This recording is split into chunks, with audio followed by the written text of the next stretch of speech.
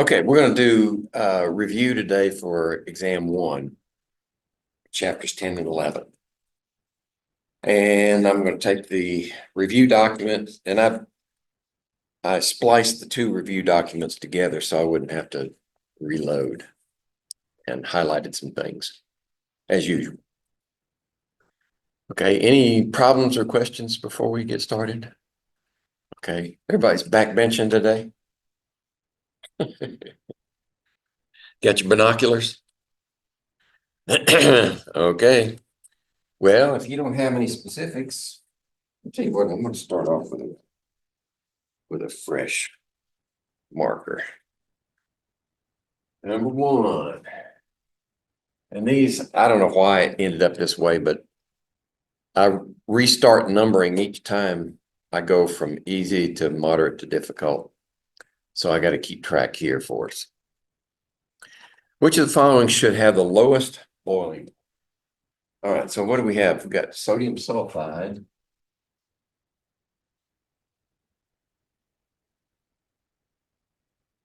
And HF. NH3 into H2O. Okay, I assume that these are pure substances. So sodium sulfide is an ionic compound. It's a metal and a non-metal, right? So it would be a solid. HF, hydrogen fluoride, is actually a gas until you put it in water. Ammonia is a gas at room temperature, of course. That's a gas, and this is a liquid. Okay, so what we're looking at to find the lowest boiling point is the one that has the weakest intermolecular forces holding it together. So we know that ionic compounds have a very high boiling point, right? We know that hydrogen bonding increases that boiling point quite a bit. We know that HF is very polar, and it's a hydrogen bonding type compound too. Okay, so that leaves these two. Ammonia, you remember from last semester, is a polar compound, right? We had this tetrahedral structure, but it's got a polarity that way. And nitrogen is completely nonpolar. It's just two nitrogens. So there's no polarity there. So the only thing that holds it together, if and when it's held together, is London dispersion forces, right? So it would have a boiling point that's very, very low, like minus 195 degrees C. I only know that one because we used to use it a lot in research. Okay, so there's your answer. And what we're getting at is the types of forces that are holding these molecules together. Just checking to be sure I put down the right answer.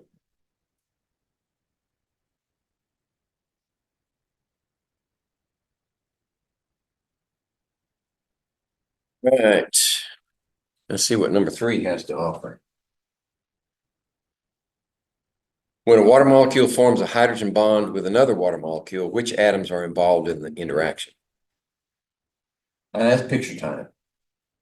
All right, water molecules are like that, and this is the positive end, this is the negative end. So when they interact, the only time they attract one another is when a negative side interacts with a positive side. So you would have something like this. So it's the hydrogen on one molecule and the oxygen on the other molecule that forms that bond. And B seems to be the best answer for that one. Okay.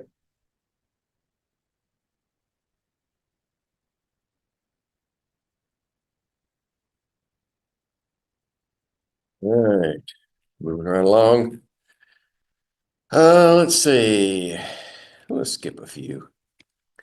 Which of the following statements are incorrect concerning, we need those drawings. Drawing 3. Okay, so we got a bunch of drawings up here and we're only interested in Roman numeral 3. That's good. Keep them on the same page. So what's special about Roman numeral 3? Well, it looks like we have molecules that are made up of hydrogen and chlorine. And we know that hydrogen is less electronegative than chlorine. Its dipole is going to be like that. In fact, it shows it. It has a negative on this side and positive on this side. Okay, which of the following statements is incorrect? Electrostatic interactions exist between the molecules? Oh, yeah. Yeah, in fact, they exist between all molecules. Molecules find the best compromise between attraction and repulsion. That's true, right? What would be the repulsive forces? Well, if you had another molecule here with a hydrogen there and another chlorine there, they would repel one another. So it isn't until you get this flipped around, just by chance, that you would develop that attractive force. So B is correct also. C says these molecules exhibit ionic bonding. No, you don't have a complete transfer of electrons, which is required to make ions. These are only partial charges. All right, so we found our bad one. And E says 2 of the above statements are incorrect. Oh, well, we got to look at the other one then. Let's see. C is false. How about D? OCS exhibits this type of interaction. Okay, OCS would be like that. Now, we'd have to do our Lewis dot structure. I mean, might as well. It'd be good practice, right? Okay, so how many valence electrons do we have for oxygen? Did I hear 6? Okay. And 4? And another 6, right? Okay. So that means we have 16. And if we do this and this, that's 2, 4, right? 12. So 2, 4, 6, 8, 10, 12. And then we need to make an octet for carbon. So we do this. That's probably the way it works to give us the lowest formal charge. Okay. Now, how about the differences in electronegativities? Well, carbon has a smaller electronegativity than either oxygen or sulfur. But oxygen has the greatest electronegativity. So overall, we should see a dipole like that. Okay. Which means that, yeah, we're going to see similar behavior, this type of interaction between these molecules and that molecule. They won't be exactly the same, but they'll be the same class. So we only have one bad one. That's C.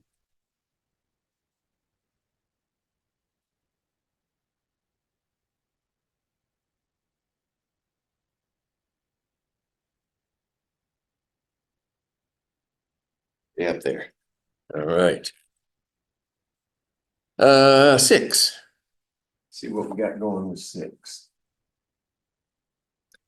Which best explains the following trend? Okay, it looks like we've got all noble gases, right? And we're working our way down. So what's happening in parallel? What's also happening at the same time we see boiling point increase? Well, you see size increasing. Yeah. You see the number of electrons increasing, but not the number of valence electrons. That would be 8 for each one. But those electrons are out here And as your atom gets bigger, they have more volume to occupy, which means that they have more microstates available to them. Have we got there yet? We haven't got there yet. Sorry. That comes later. They have more room available. So that means, and electrons are not static. They're always in motion. So they might be concentrated on this side more or on that side more in an instant. And the larger the molecule, the larger the atom, the more likely you are to have that uneven distribution of electrons, which gives you the London dispersions. So the larger the atom, the stronger the London dispersion you're going to see. And that explains the boiling point, which is A.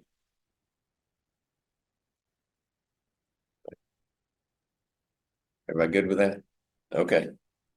Sometimes it's hard to tell. 7. Which of the following compounds has the lowest viscosity? Okay, what does it take?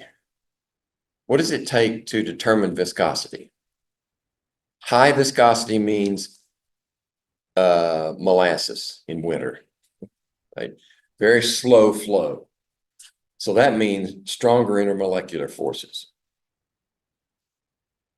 Okay, which would have the lowest? Well, you can approach this two ways. Well, actually, it's a combination of ways. The liquids are going to have higher viscosity than gases by nature. So we can eliminate the liquids and look at the gases. You've got nitrogen gas in B versus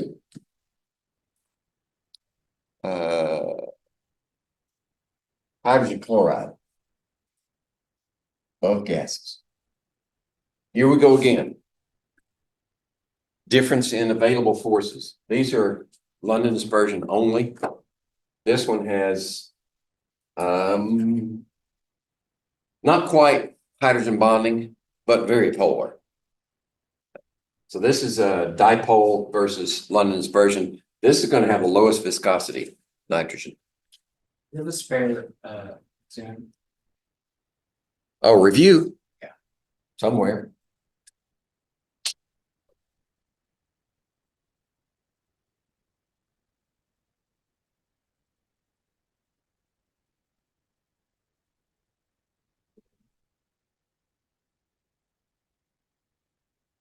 At 10. Whatever.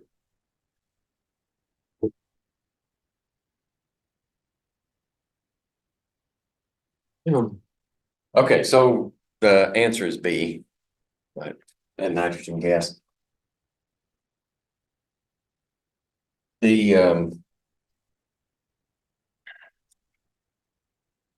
think the lowest viscosity is going to be helium. Yeah, helium's the lowest viscosity. Helium's an odd bird. I've seen it. Actually, I didn't have to watch a video. I saw it in person. Liquid helium in you know what a dewar is? It's like a thermos bottle for sciences. It's silvered and it's got a vacuum between two layers. So it's very good insulator. And you have liquid helium poured into this dewar. And what it'll do is it'll climb the walls right out on the floor. Strangest thing I ever saw. Well, we don't have time to deal with the particulars, but I just thought it was interesting. Let's see what to do. Over here. Number 8. All right. When a nonpolar liquid displays a convex meniscus, convex, which means it's in a tube and it rises to a certain level. Convex would be like that. Okay. What does that mean? Which of the following explains that behavior? Let's see. A says it has a low surface tension and therefore clings to a glass. That's just the opposite. It has a very high surface tension. Remember, we got two opposing forces going on here, cohesion and adhesion. Cohesion is internal. Adhesion is between the substance and its container, right? And if this is glass, this substance is going to have very, very strong cohesive forces and weak adhesion.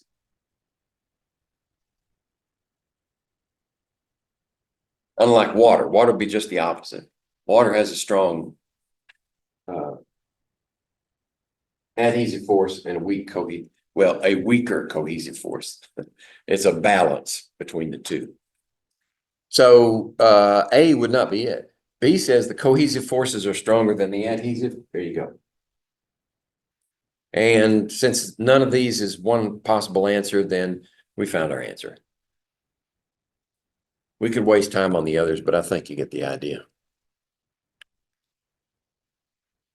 All right, number 9.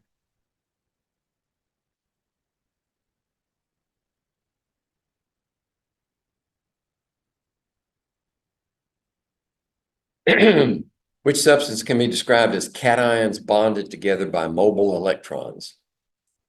This was a theory that was put forward. It was like the first theory. It's the electron C model for metals. So it was envisioned in the beginning as metal cations with their electrons just willy-nilly. So any of these that are metals, which would be silver, the first one, would fit that model. It's not a very good model, but it was a beginning. The molecular orbital model gives you a whole lot more accurate information. Okay, number 10. All right. Which of the following statements about steel is false? Okay. What is steel? Steel's got a bunch of iron atoms. And our model says they're touching.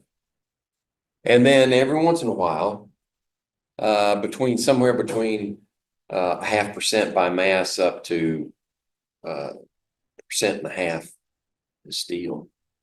There's a carbon atom stuck right in that gap. So let's see, which one of those fits that? Contains carbon atoms in the holes of its iron crystals? Yeah. Oh, we're looking for the false one. Right. So A is true. B, the presence of carbon-iron bonds in the alloy makes steel harder and stronger than pure iron.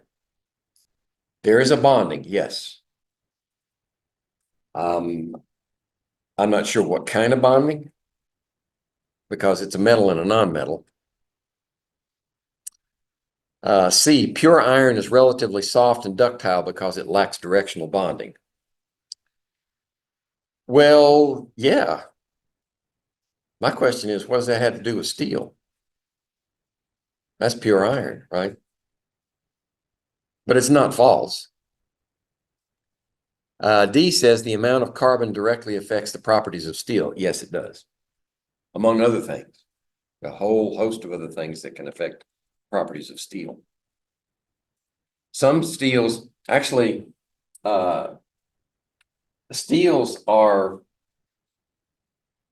there are two ways that I'm aware of to harden steel, to make an edge hard. One is forging. When you hammer steel, you start lining those crystals up, and they get hard, and they get harder to work.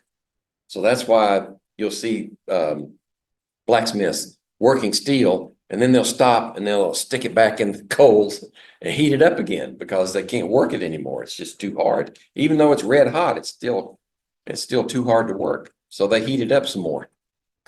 The other way is to quench it. So you heat it up to a certain temperature, and then you quench it. You can quench it in water. Most of the time, I think they use oil. quench it in oil. And the quicker you quench it, the harder it gets.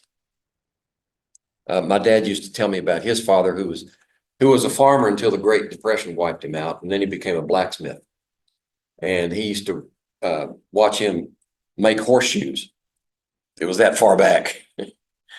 And when he got ready to finish the horseshoe, he had the shape, he had the holes in it for the nails, and he would heat it up in the furnace until a certain temperature, and then he would just touch the tip into water until the color changed to a certain whatever, and then he would quick quench it.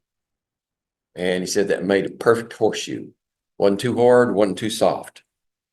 It fit the foot just right. Of course, when you know how they fit horseshoes to a hoof, you have to clean it first, right? You have to plane it so that it's level, and then you heat up the horseshoe, not overly hot, but heat it up, and then you slamp it into that nail, and it burns away whatever's needed to make a perfect fit. Then you whack the nails through it, and you whack the nails through, bend them over, clip them off, and you're ready to roll until the nail grows too wonky, and then you have to change the horseshoes. Okay. So we got number 10. Number 11. Now, when my dad used to tell me these stories as a kid, I didn't know all this stuff, why it happens the way it does. I just remember these stories. And now things are kind of clicking as I get older and learn more. Which of the following statements is true about P-type silicon? Silicon that's P-type. Now, what do we mean when we say P-type? What are we talking about? Semiconductors. Silicon itself is a nonmetal. It's essentially an insulator. Right? But if you dope it with something that has greater or less than number of valence electrons, you get a semiconductor. In other words, it's not a complete conductor like copper, right? A good conductor with low resistance. But it can be incorporated into a microchip in such a way that it controls the flow of electrons. So P-type means positive. That means whatever we dope silicon with has to have at least one fewer valence electrons than silicon does. And where are you going to find those in the periodic chart? To the right or the left? Left. Is that what you said? Kind of hard to hear. So if we put aluminum or boron or gallium in there, you would get a P-type. That's one fewer electrons. So let's see, which one of these is produced by doping silicon with phosphorus or arsenic? Nope, that's the wrong direction. Protons are the mobile charge carriers.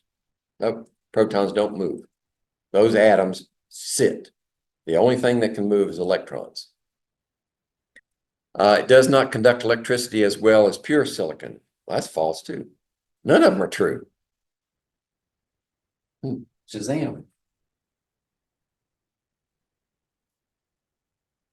Quote a famous television character. Andy Griffith Show? Watch reruns? Most of the ones I watched as a kid were reruns. It was that old of a show. Okay, a solid crystal of sodium chloride is solid crystal of sodium chloride. Well, let's see. That's going to be an ionic compound. So it's not going to be soft, it's going to be hard. So we can eliminate some things right off the bat. It won't be A, it won't be C, it won't be E. It has to be B or D. It's hard. High melting point for both of them, yes. Good electrical conductor, poor electrical conductor. That's the kicker. It's a poor electrical conductor because there are no mobile charges in the crystal. Those sodium ions, the cations and the anions are locked in place. They cannot move. So it does not conduct electricity. Now, only two ways I know of that you can make it conduct electricity is melt it, right, which takes a lot of energy, or put it in aqueous solution. Get those ions separated, and then they're free to move and carry a current through the solution. So D is the correct answer for this one. 15.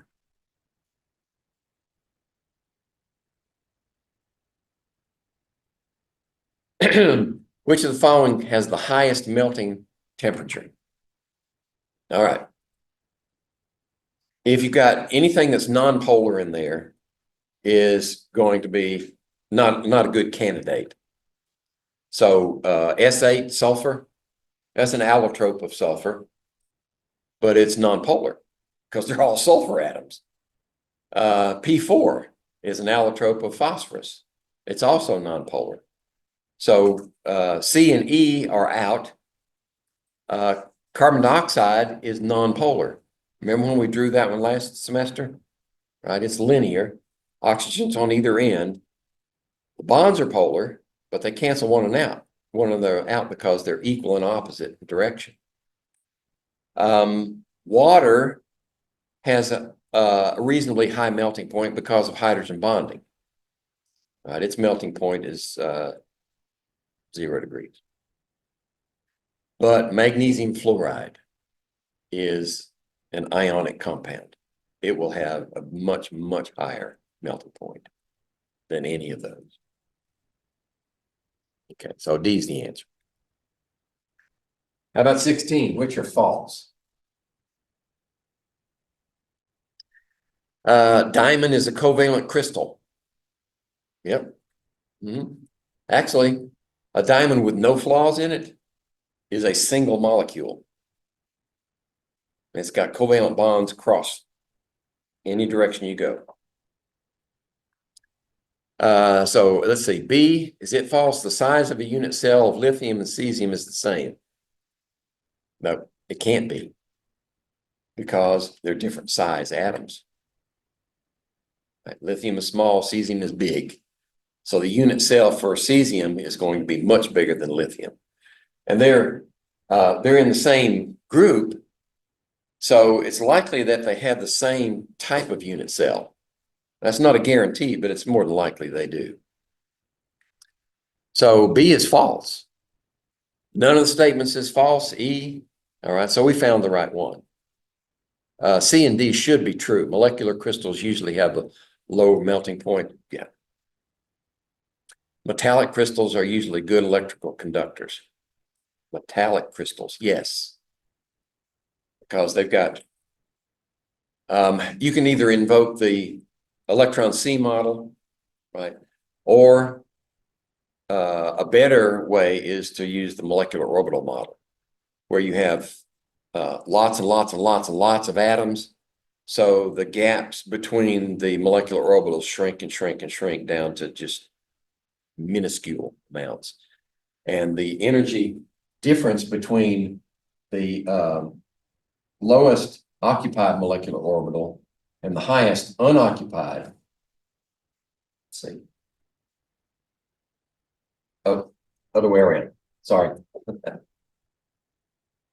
highest occupied molecular orbital with electrons, and the lowest unoccupied molecular orbital is empty. That distance, that energy gap there is very, very small.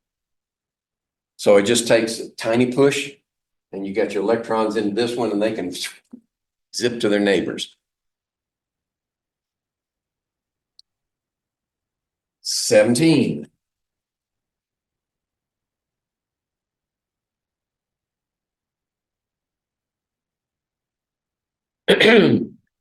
How would you expect the melting point of carbon tetrachloride to compare with sodium chloride? Carbon tetrachloride and sodium chloride. Well, that's an ionic compound, right?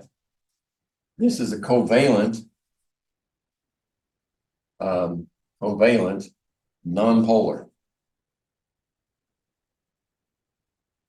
those chlorines are occupy positions at the points of the tetrahedron. So the bonds may be polar, but they cancel one another out. So carbon tetrachloride is a non-polar molecule. All right, compare. All right, so the answers don't just say which one is bigger. It also offers an explanation. So we have to take that into consideration when we look at the answers.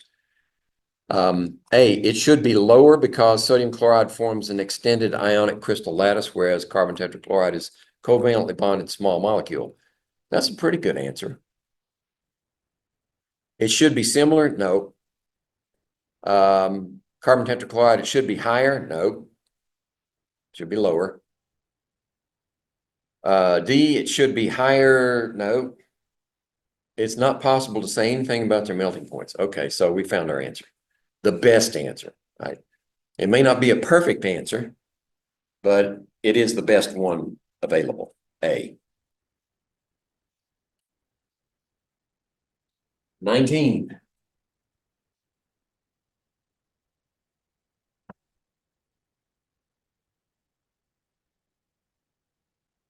This was a new marker.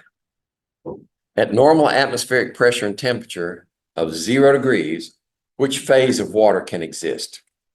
At 0 degrees. See, we have water. Which phases can exist? Right? We mean 3 phases: liquid, solid, gas. Well, at normal atmospheric pressure, 1 atmosphere, you can follow the, if we have the phase diagram here, and we go like this, like that, like this, then we have solid, liquid, gas. And this is pressure, and this is temperature. And we can go to temperature, we can say 0 degrees right here. We can follow that up, and where it intersects that line, that should be 1 atmosphere. So at 0 degrees, solid and liquid can coexist. Solid and liquid, which is ice and water. A. Okay. Now, if it gave you the conditions that put you right here, then all 3 of them can exist at the same time. And if you're out here, can't tell, because that's supercritical region. They're fluids, yeah, they're still fluids, but can't tell the difference between liquid and gas out there. 20. We're doing on time. Used up a half hour already. Be sure and quit in time for lab. Which of the following processes must exist in equilibrium with the evaporation process when a measurement of vapor pressure is made?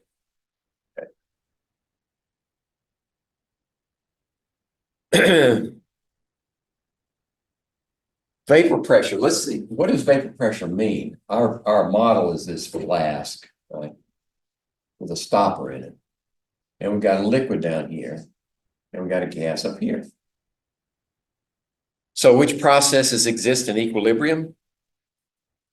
Right? That's vaporization or evaporation, right? Well, we can also get the return, right? Condensation. So those 2 processes, condensation, evaporation, occur simultaneously when vapor pressure is established and stable.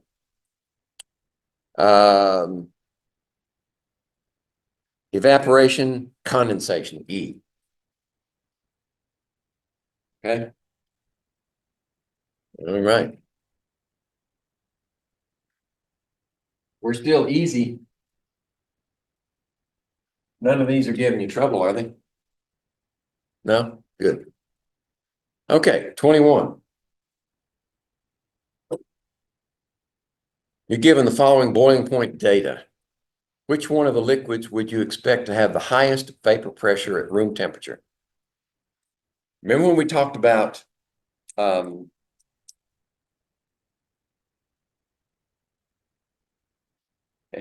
I just lost the right word.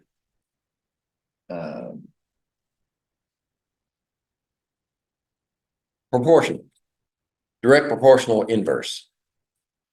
The only inverse proportion to intermolecular forces is vapor pressure. You decrease the intermolecular forces, you increase the vapor pressure. The rest of them are direct proportions. You increase the intermolecular forces, you increase everything else. So the one that we're looking for with the highest vapor pressure has the lowest boiling point, which would be diethyl ether, right?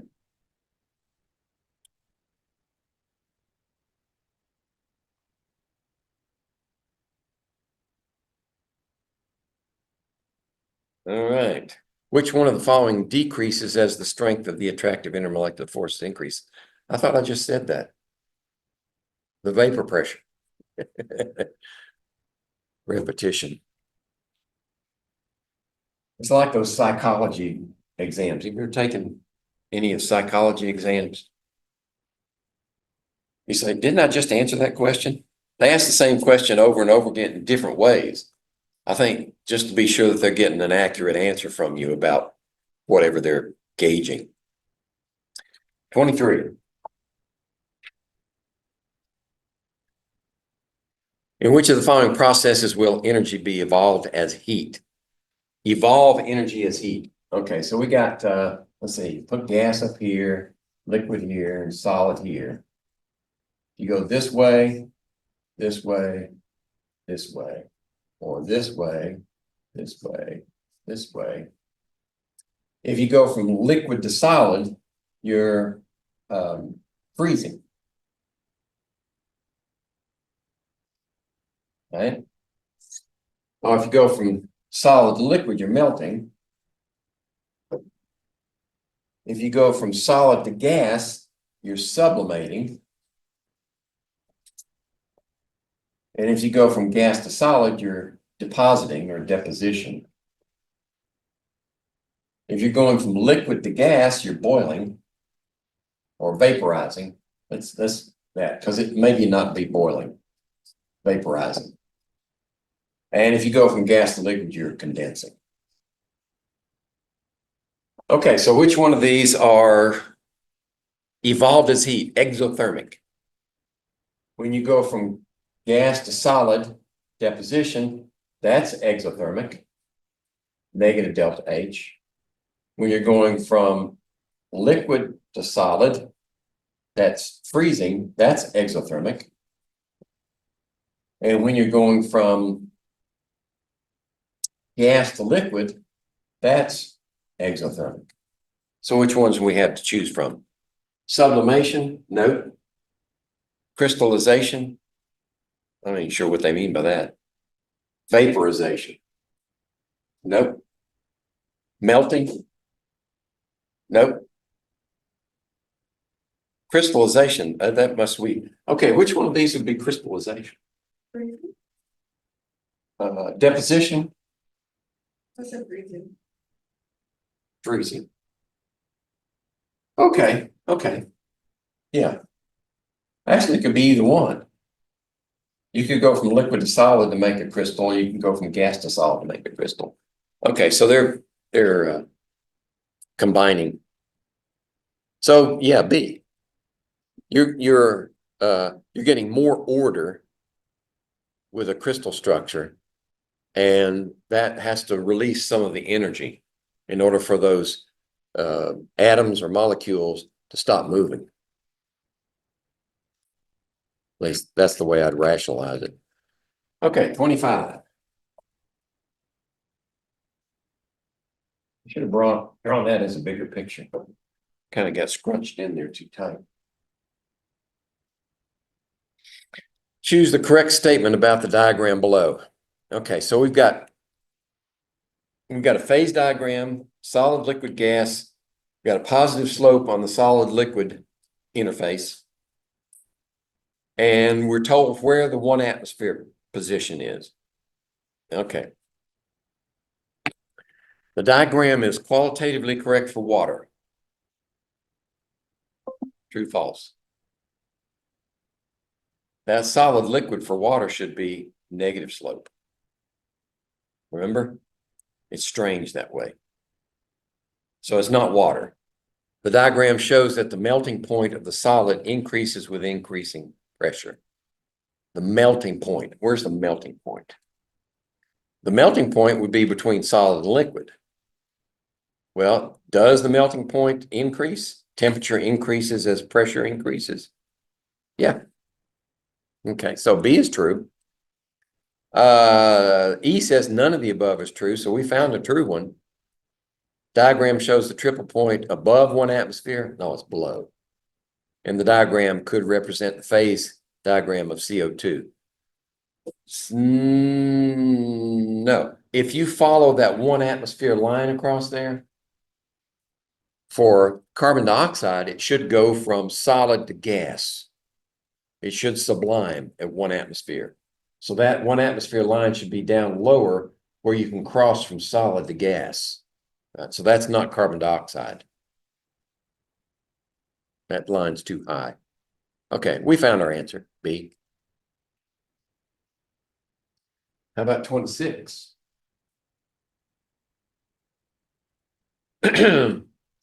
This phase diagram for compound Q, you wish to purify a sample of Q that was collected at P equals 1 atmosphere. Okay, I think I need to draw this one. I can talk about it. So we've got half, 1, and 1.5. 1.5. 0.5, 1, and 1.5 atmospheres.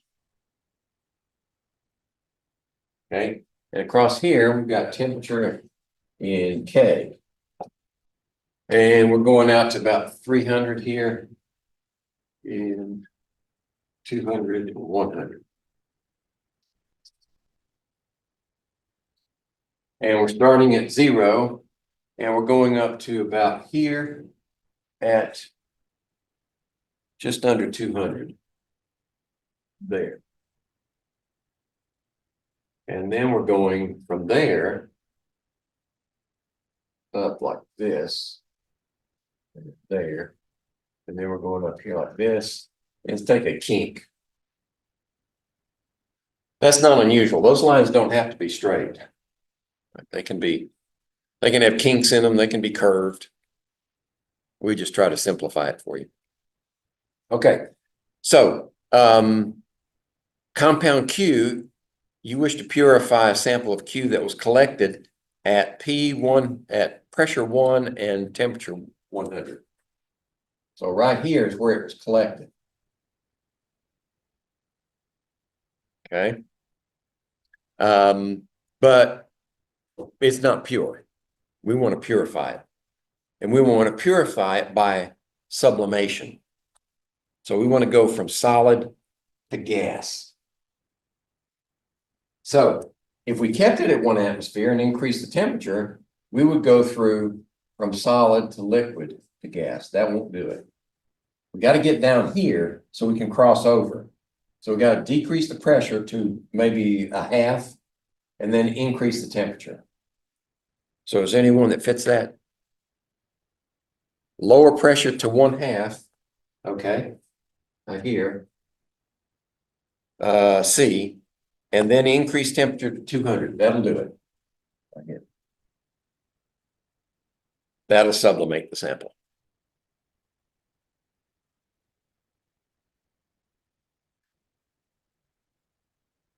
Let's see.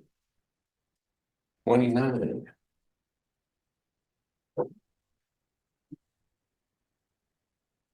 Let's see. Do I want to see? We can erase that. Erase this.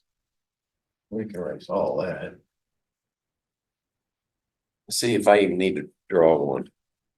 Give the phase diagram below. Which of the following statements, A through D, is false? Oh, it's false. Notice that the solid liquid line has a negative slope. So I know of very few compounds that will give you a negative slope there, except for water. There may be others, but the water's the only one I know. Solid has a higher density than the liquid. Let's see. If the solid has a higher density than the liquid. Oh, okay. So if we're doing, if we assume that it's water, right, solid, liquid, gas, then if we go from solid to liquid, or if we increase the pressure, say at a given temperature, we go from solid to liquid. And if this is water, then the solid has a lower density than liquid. So that's what's implied there. And you have to assume that this is water's diagram. Otherwise, you can't say anything about the density because the chart itself doesn't give you information about density. You have to assume that because this is a negative slope, you're talking about water. Let's see. Okay, so A is false. None of the above statements. Okay, we found a correct answer. But do we want to look at the others? At constant temperature, the gaseous substance can be compressed into a solid and then into a liquid. Yeah, that's true. When phase A is compressed, and we're talking about A out here. Okay. If phase A is compressed at constant temperature at point X, okay, we got point X here, and it's compressed at constant temperature, it'll become a liquid. It's compressed at constant temperature. Oh, it's beyond. Sorry. It's beyond the critical temperature. So yeah, we can't tell. No change is observed. Right. When heated at 1 atmosphere, this substance will first melt, then boil. At 1 atmosphere, let's say 1 atmosphere. Heated, it'll melt and then boil. That's true. Yeah. So we found our answer. But we do have to assume that that's water. Otherwise, it makes no sense. Maybe that's why I put it in there. Okay, now we're up to moderate.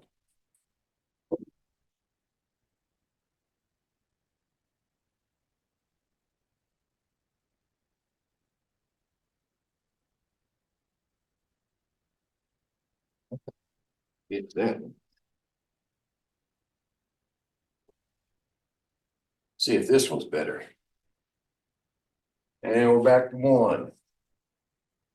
Which of the following is the correct order of boiling points for, oops, I got that in my way. KNO3, potassium nitrate, methanol, ethane, and neon. Well, if we're going from lowest to highest, which it looks like we are based on the answers, lowest would be neon, right? What would be the highest? We're going to bracket it in. The ionic compound, KNO3. Right. Now, can we decide with this one, A, C, or D? We can knock out C because the highest boiling point is going to be potassium nitrate. So it's A or D. We have to decide which one is which between ethanol and ethane. Ethane is going to have a lower boiling point because it's nonpolar, right? It's these 2 carbons and then these hydrogens like that. But methanol has this group on one end, and then there and there. Hydrogen bonding. So that's my abbreviation for methanol. Okay, and that one would be D. Okay, that logic makes sense, I hope. Oh, we got some calculations. Y'all probably wondering, where's the math? If this works better. Smudges. Get that stuff off of there. Okay. 4. Assume 12,500 joules of energy is added to 2 moles of water. Okay, so we've got a total heat added of 12,500 joules. And we've got water.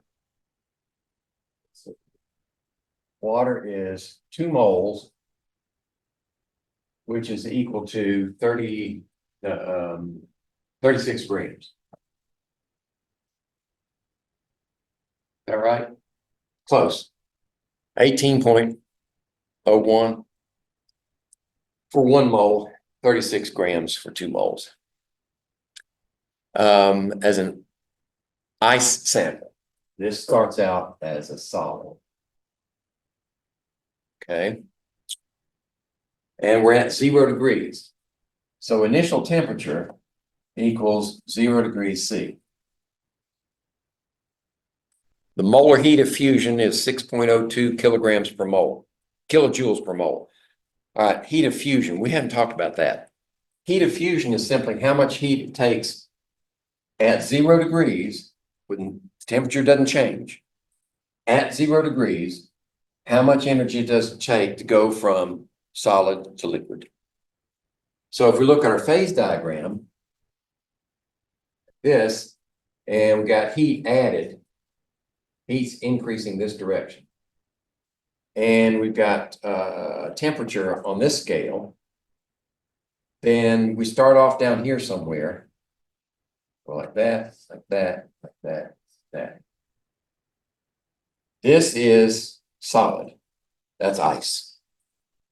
This is liquid. And this is gas, steam. At this place where the temperatures are constant, we have both solid and liquid. And here we have both liquid and gas.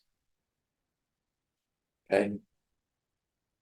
Now this temperature here is going to be 0 degrees C.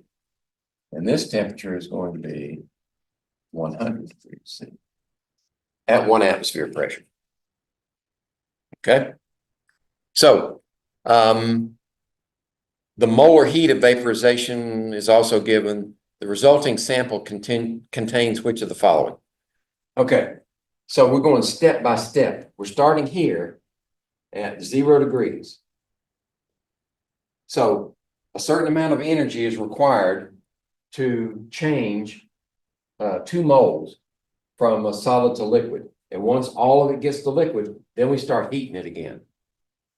So the molar heat of fusion is simply tells us that the enthalpy of that process is we're going to use moles, is the number of moles times that K, heat of fusion.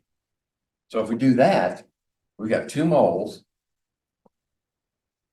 times the molar heat of fusion, which is 6.02 kilojoules.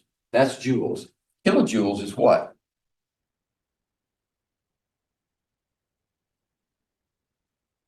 Joules per mole. Okay. All right, 2 times that is 12,040 total joules. This is moles. Moles cancels. 12,040. So we have 0.64, 460 joules left over. And that's when we've melted. We're right here at this point. Now we've got all liquid. Okay, what happens from here? Well, let's see. The specific heat of liquid water is 4.12 joule per gram degree C. So now we have K of let's see.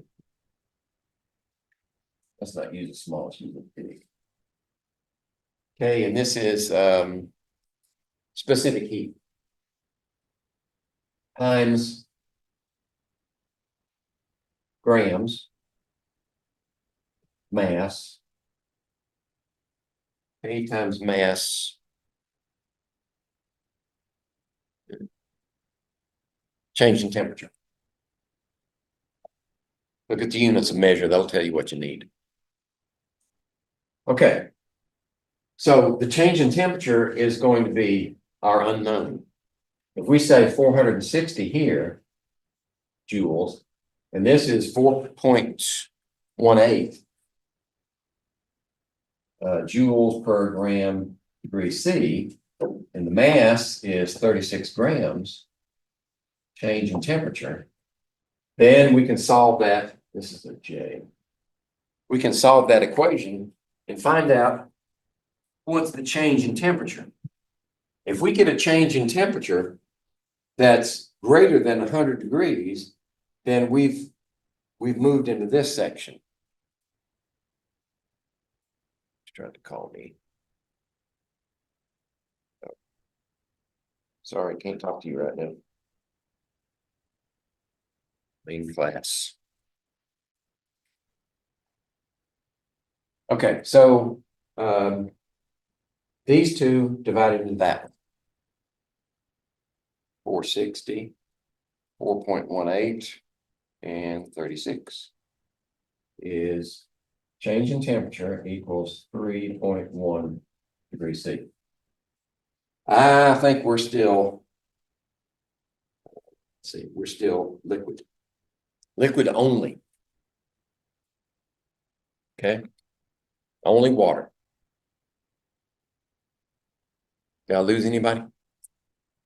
Okay. Did you guys work this problem at home? You didn't. Shame. Okay, that was only moderate one. Now we got a couple of difficult ones.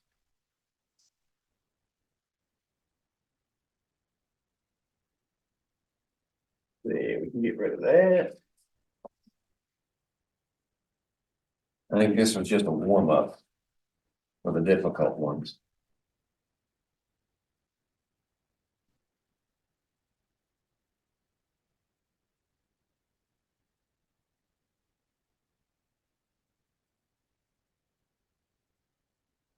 It'd be okay because the problems for chapter 11, they're not that many. Excuse me. So number one, X-rays having 2.33 angstrom wavelength, the angle of first order.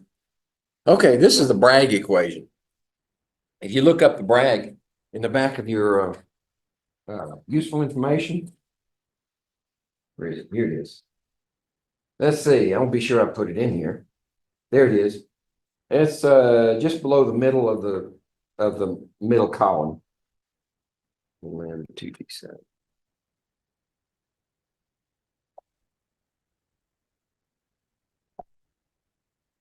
There we go.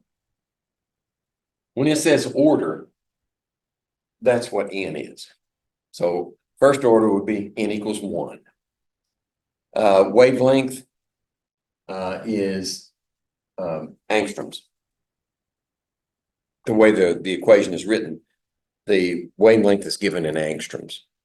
You know what an angstrom is? It's just it's one order of magnitude smaller than the nanometer. Instead of 10 to the minus 9th, it's 10 to the minus 10th of a meter. We used to use that a lot. Okay, so what would be the angle for the second order diffraction? Okay, there are two ways you can work this. you can, with the wavelength and the order and the sign that's given, the angle, 19.2 degrees, we can find out what the distance is between them. And then we can solve the second equation, changing this one to 2. And putting in the distance and the same wavelength and find out what theta is. Right. That's probably the least confusing way.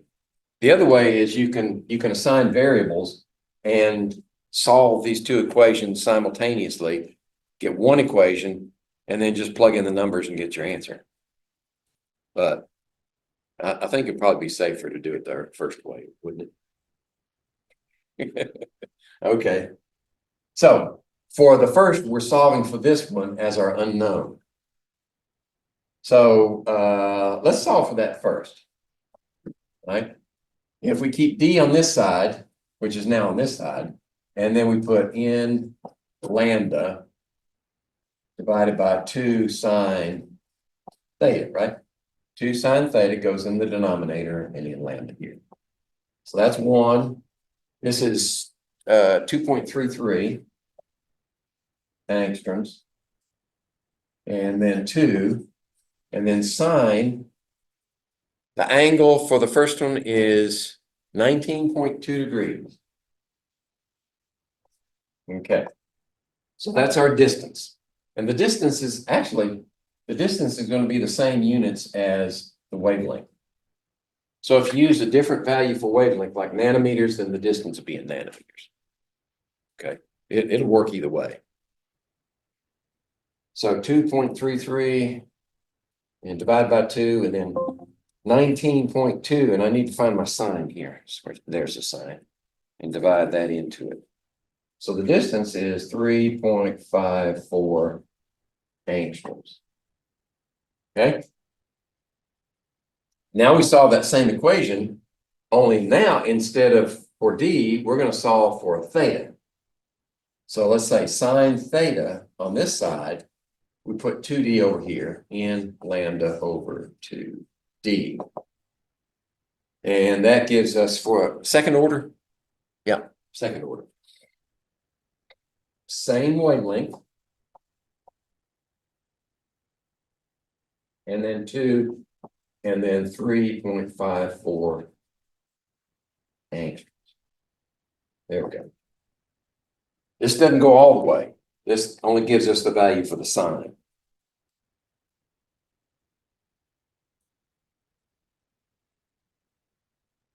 And this is 0.658. Okay. When you're going backwards, when you're trying to find lambda, you want the arc sine. And the expression for in trigonometry for arc sine is like that. Sine minus 1 of 0.658 equals. So when you look for on your calculator, you look for sine, and then mine says a sine for arc sine right above it. So you hit your function key, and it's that key right there. And this is 41.2 degrees. Or 41.1. Pick the best answer. Okay. That's how that one's done. Questions? No? No questions. Okay. Has anybody had trig in here? Nobody's had trig.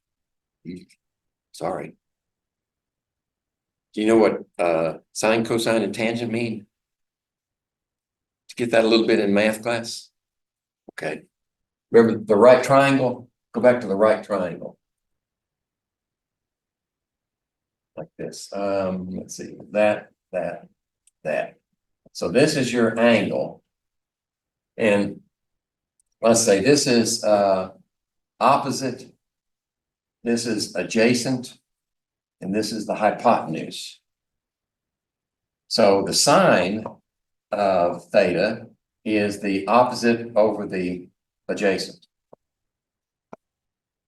The cosine of theta equals the opposite over the hypotenuse. And the tangent of theta equals the opposite over the adjacent. Those are definitions. If that looks familiar, I hope it looks familiar. That may have been as far as they took you in regular math class, if at all.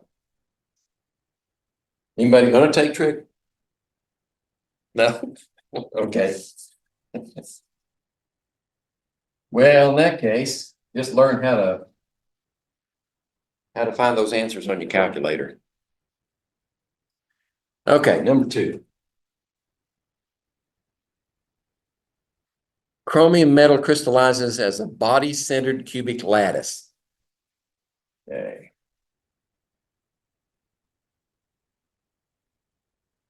Body-centered cubic.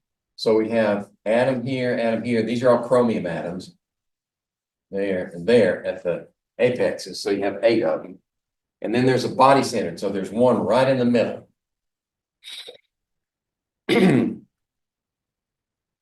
If the atomic radius of chromium is 1.25 angstroms, so if R equals 1.25 angstroms, and with the body centered, we know there's a gap in here. These two on the edge don't touch. What is the density of chromium metal in grams per cubic centimeter? All right. What we need is a way to find the volume of that cube. So we need the edge. We need A. What is the length of that side? And there should be a formula in here for body centered. Here it is. It's above the Bragg equation. If you know the radius of the atom, then you can calculate the A. 4 pi over square root of 3. A equals 4 pi square root of 3. Now we can change that to centimeters because we're going to need cubic centimeters anyway. We can angstroms first and then change it. Let's do that first. So this is 4 pi over the square root of, why did I put 3? Square root of R, isn't it? No, square root of 3. 4R, excuse me. 3 is right. Pi is wrong. There you go. So that means R is going to be 1.225 angstroms. Okay. So we can calculate A as 1.25 and then 3 square root and divide that in. I get 2.887. 2.887 angstroms. Now we can convert that to centimeters before we cube it. Right, we said 1 angstrom is 10 to the minus 10 meters. Okay. And now we want to go to centimeters. We've got to get rid of meters, centimeters. So that's 100 centimeters per meter. So we've got that one gone, that one gone. Now we're centimeters. So this will give us the side on that cube, and then we just cube the value and get the volume. Let's see. This would be 10 to the minus 8, wouldn't it? Yeah. 2.887 times 10 to the minus 8 centimeters. And then A cubed is equal to, let's see, okay. 3. Okay. 224. That's not right. One second. 2.887. There we go. Then what? That's better. 2.41 times 10 to the minus 23 cubic centimeters. Okay, so now we have the volume. What we need is the mass. So the mass is determined how many atoms are in that cube. Right. Each one of these is 1/8. So with 8 on the corners, we have 1 atom. And then 1 in the middle, we have 2 atoms. So we have 2 atoms of chromium, was it? Yeah, 2 atoms of chromium. Is how many grams is that in that cube? Because now we have the volume of the cube. If we want to find the density, then we just take what we find here divided by that. Okay. So how many atoms in a mole? 6.022 times 10 to the 23rd atoms in a mole. And then, now that we've got a mole, we can, molar mass of chromium is what? Let's see, chromium, there it is. 52.00, rounded off. There we go. That'll give us the mass of chromium in that unit cell. 6.022. So this is 1.73 times 10 to the minus 22 grams. So the density now is going to be mass divided by volume. And the mass is 1.73 times 10 to the minus 22 grams. And the volume is 2.41 times 10 to the minus 23 cubic centimeters.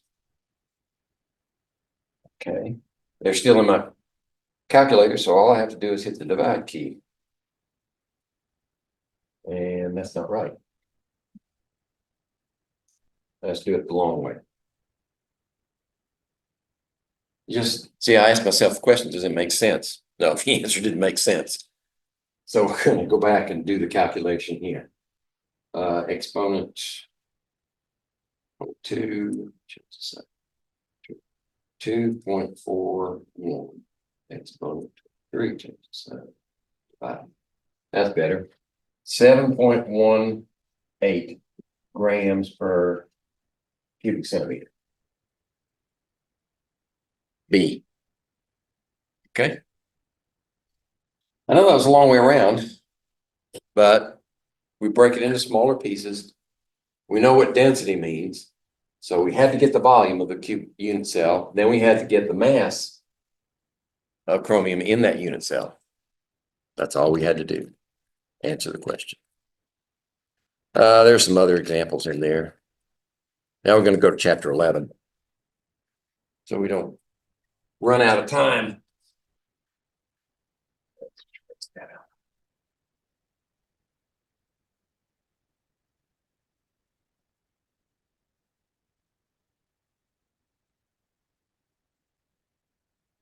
Y'all rather work these yourself than watch me do them? Shane, no? Okay. Couldn't call one of you up to the board and say, work that problem. Okay. Just checking.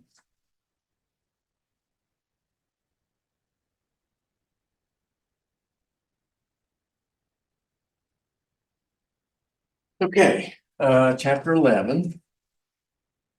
And we're starting off with the easy. And 1, yep, 1. All right. Now we're looking at solutions, I believe. In a 0.1 molar solution of sodium chloride in water, which one of the following will be closest to 0.1? Mole fraction, mass fraction, mass percent, molality. I put myself in your shoes. I'm taking a test, I'm in a hurry. So I would look to say, which one is closest to what this means?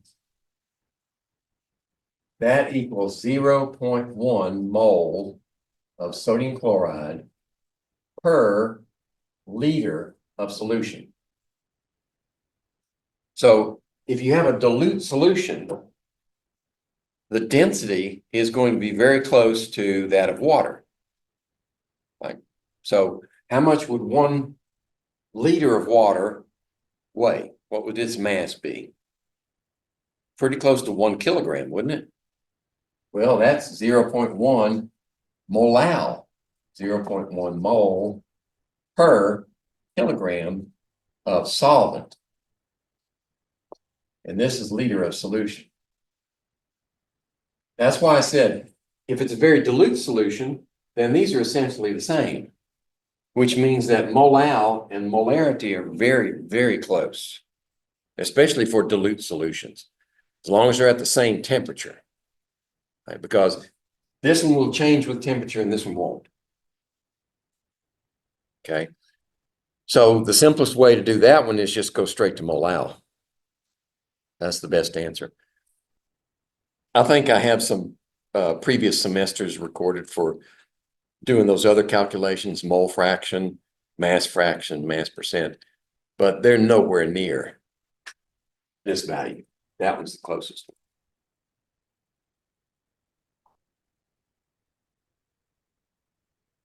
In the interest of time, I'm sort of taking the abbreviated journey. 2. You should be able to do those calculations, though. Which of the following concentration measures will change in value as the temperature of solution changes? Well, I just told you that one. Molarity. Molarity changes in concentration because it's ratio to volume. Molality is not. Mole fraction is independent, right? It's just moles per moles. That doesn't change with temperature. Mass doesn't change with temperature, so the only one that changes is molarity. 3. Which of the following chemical or physical changes is an endothermic process? I thought we did this already. When water evaporates, it absorbs energy, right? It's got to go from a liquid to gas, and that takes energy. So that's an endothermic process. Gasoline combusts, that gives up heat. Oh, chemical or physical, right? So B is exothermic. Mixing a sulfuric acid and water, believe me, if it's concentrated sulfuric acid, which is 98% by mass, mix it with water, it's going to get hot. If you're not in a Pyrex beaker, it'll melt the beaker. Or it'll weaken it. Let's just put it that way. Don't do it in plastic. It will melt. The freezing of water. As water freezes, the kinetic energy of the molecules decrease. It's got to go somewhere. It gives it up as heat. That's exothermic. So A is the best answer.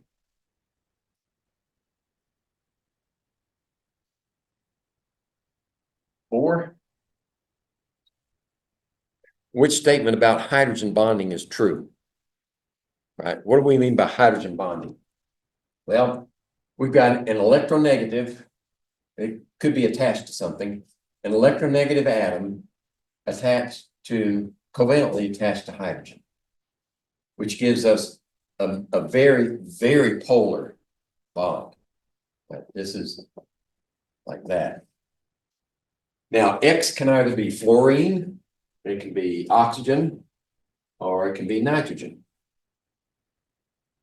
Those are the only ones that make the polarity of the bond strong enough to meet the requirements of that classification. So which one of these statements gives us a true statement? Hydrogen bonding is the intermolecular attraction forces between two hydrogens. That's funny. The hydrogen bonding capabilities of water molecules cause, that's butane, 4 carbons, butane, to be more soluble in water than, no, it's the other way around, right? Methanol is more soluble in water than butane. Hydrogen bonding of solvent molecules with a solute will not affect the solubility of solute. That's just falls on its face. Any type of intermolecular force change will change the solubility. Hydrogen bonding interactions between molecules are stronger than the covalent bonds. Right, what would happen if that were true? One of my favorite expressions. Molecule would get ripped apart if that were true. So E, by process of elimination, hydrogen bonding arises from the dipole moment created by the unequal sharing of electrons within certain covalent bonds within a molecule. That's your best answer. E. Number 5.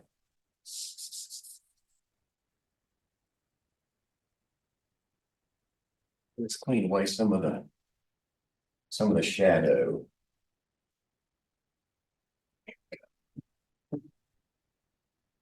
Say 5.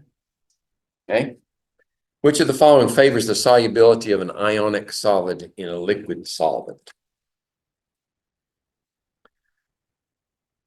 Ionic solid in a liquid solvent. So metal, non-metal,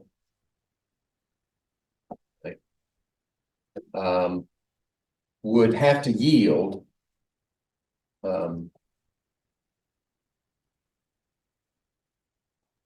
like cations and anions in solution. It doesn't say what the solvent is. It's a liquid solvent, but what would favor the solubility? The ability to form bonds with these guys. So either the solvent is ionic, I guess that's possible, but at least polar, right? So that it can orient negatives to positives and positives to negatives and solvate the ions. So a large magnitude of solvation energy of the ions. No, if there's the solvation energy is the amount of energy you have to put in to get the ions apart. Actually, it's a combination. Solvation energy is, remember the 3 steps. All right, we've got to break the bonds of the solute.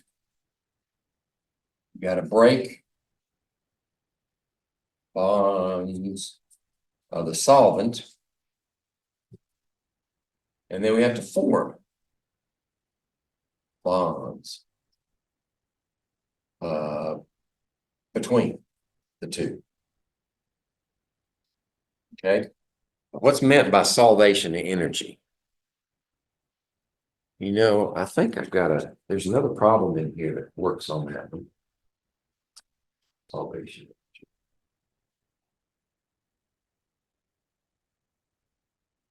Right. Correct.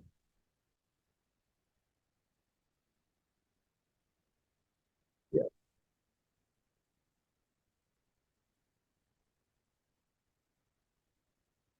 Now, I'm not sure if they mean the heat of solution, the overall, like where you have this one, this one, and this one equals the heat of solution. Solvation energy, I think, is where you actually combine the two. This is the energy here. Large magnitude of the solvation energy of the ions favors the solution. Okay. Yeah. If you've got strong bonds forming, this is the solvation energy. I'm convinced now. The amount of energy that's given up. Yeah, large amount of energy is given up when these bonds form. That means there's a very strong attraction. Okay, that's a good one. Small magnitude of the lattice energy of the solute. the solute is here. Lattice energy would be, how much energy does it take to break these apart? If there's not much energy needed to break them apart, then yeah, you get them apart so that they can bond with the solvent. Okay, so B is a good one too. Large polarity of the solvent, right? For ionic compounds, large polarity of the solvent is a beneficial factor, right? So all three of them are good. Yeah, it took me a while to catch on to their meaning.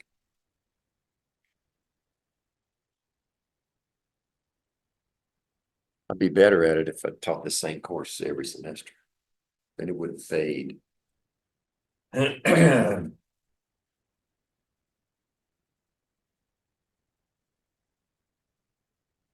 All right.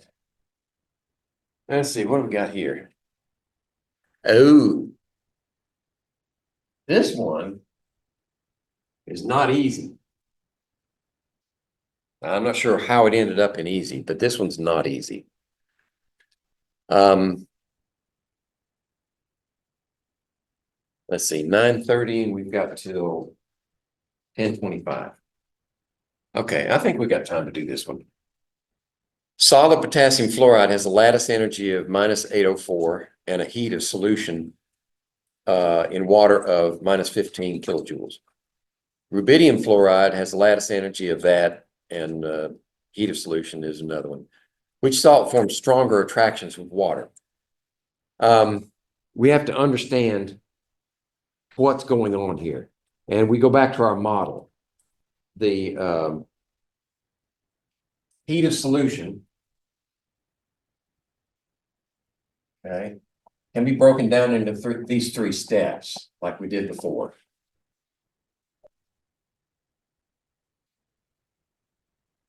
Okay. The heat of solution is it, let's see. Which salt forms stronger attractions with water? The stronger attractions of water are based upon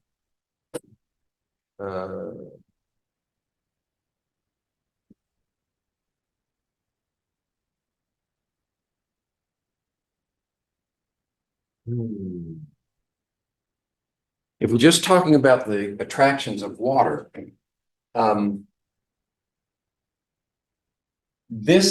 when we combine these two, which is what they've done in giving us our data, the heat of solution. So if we say heat of solution for potassium fluoride and rubidium fluoride. So the heat of solution for this one is -15. No, yeah, -15 kilojoule per mole. And the heat of solution for this one is -18, isn't it? 24, -24 kilojoules. Okay, and these are equal to 1, 2, and 3 added together. Well, what one is represented by the lattice energy, right? Because your solute is being pulled apart as independent ions. Okay, and that's best expressed by lattice energy because you're going from gas to solid. They're independent. Now they're attached to one another. So this one is the lattice energy. Okay. This one is the heat of solution. No. Wait a minute. I put those in the wrong place, didn't I? No, a lattice energy. Okay, so the lattice energy here is -768. Excuse me, -804.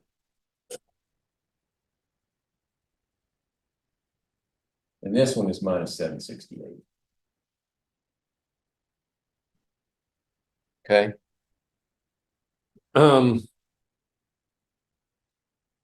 Oh. Okay, a word on signs. The lattice energy is the heat that's given up when it comes together, but we're trying to break it apart. Right. So the term here needs to be positive because we got to put that energy in to break those things apart. Okay, so I had to change the sign. Now this one, these two are expressions of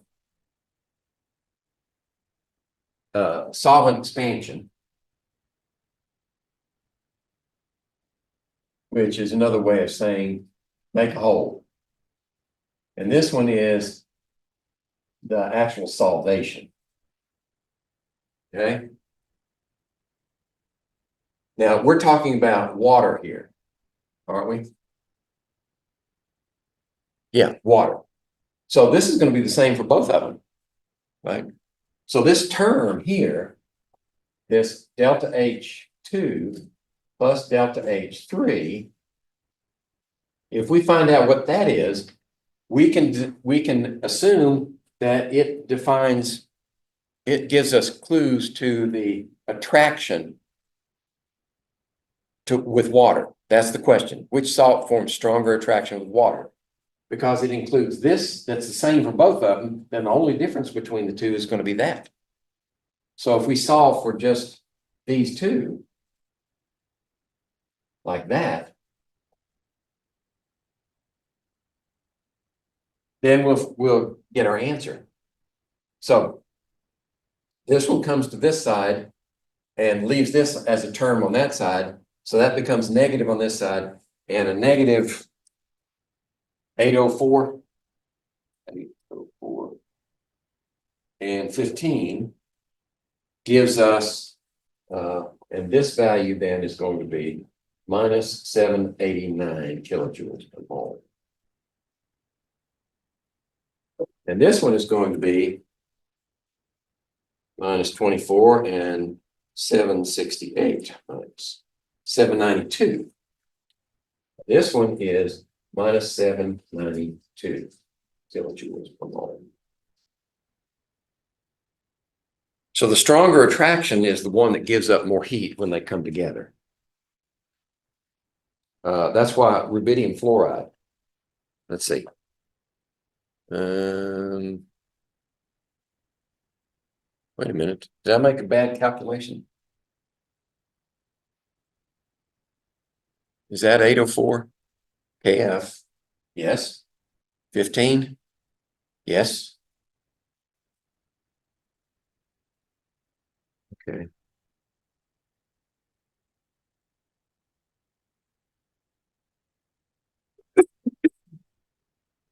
Oh,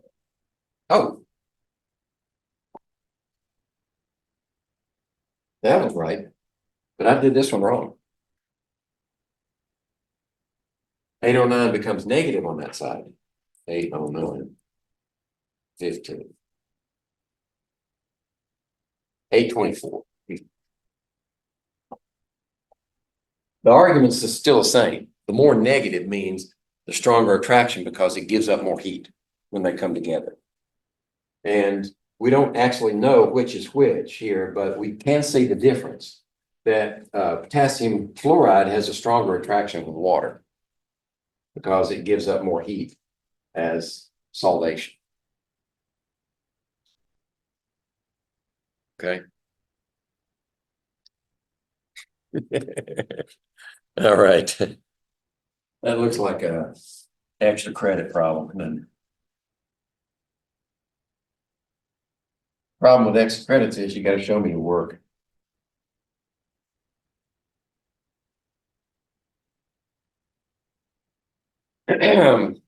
Number 7. Use the following drawing of a gaseous solute in equilibrium with a solution. Okay, so we got a gas that's not the liquid. It's not vapor phase of the liquid. It's a gas that we're trying to put into solution. Okay, so which of the statements is true when the piston is pushed down? We're increasing the pressure over the liquid. So what should happen to those gas molecules? get more of them in solution, right? We should increase their concentration.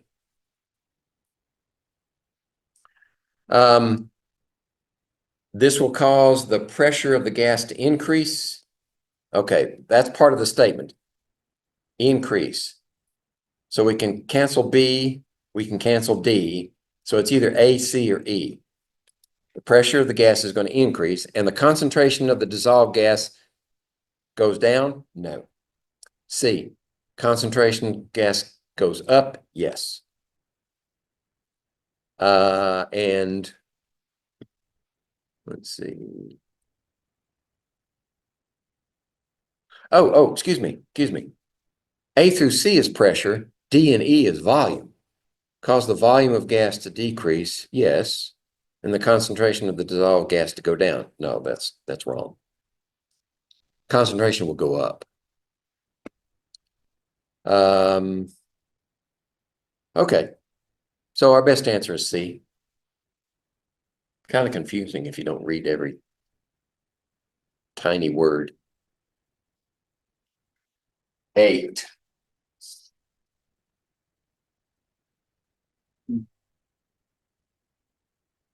Which of the following correctly states the relationship between temperature and the solubility of a substance in water? Okay, what do we say about solubility of a solid in water? Most of the time, temperature increase leads to greater solubility.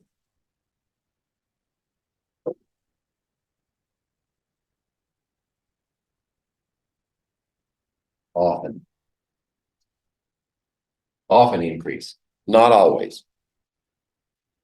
For a gas, solubility in water, as the temperature increases, solubility goes down. Always. Okay. Temperature and solubility of substance. We hadn't talked about liquids. No. What effect does it have on? I don't even think that was part of the discussion, was it? I don't remember it being that. So the solubility of a substance in water increases as the temperature rises, especially for gases. Nope. Gases go down. Solubility of a substance in water decreases as the temperature rises, especially for ionic solids. Most often, no, it's the other way around. There are exceptions. C, the solubility of substance in water with temperature cannot be accurately predicted, especially for ionic solids.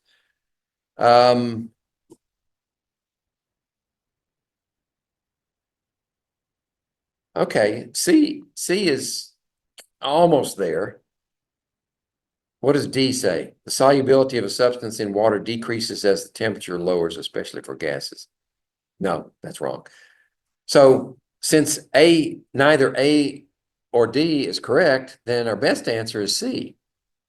It's the best of our choices. It's not the best answer. We can't predict the solubility, especially for ionic solids. That's true. But we can predict that gases are soluble as the temperature decreases. But we can't say absolutely what their solubility is because we know it varies with the gas, right? And the lowest one on our chart was helium.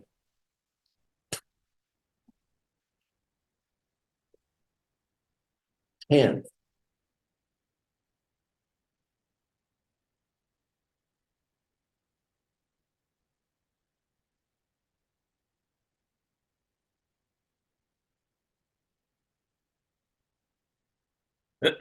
a solution contains 1 mole of liquid A and 3 moles of liquid B.